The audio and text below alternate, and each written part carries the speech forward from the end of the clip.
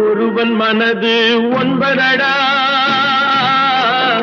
அதில் ஒளிந்து கிடப்பது எண்பதடா. ஒருவன் மனது ஒன்பதடா, அதில் ஒளிந்து கிடப்பது எண்பதடா. உருவத்தை பார்ப்பவன் மனிதனடா, அதில் உள்ளத்தை காண்பவன் இறைவனடா. உருவத்தை பார்ப்பவன் மனிதனடா, அதில் உள்ளத்தை காண்பவன் இறைவனடா. ஒருவன் மனது ஒன்பதடா, அதில் ஒளிந்து கிடப்பது எண்பதடா.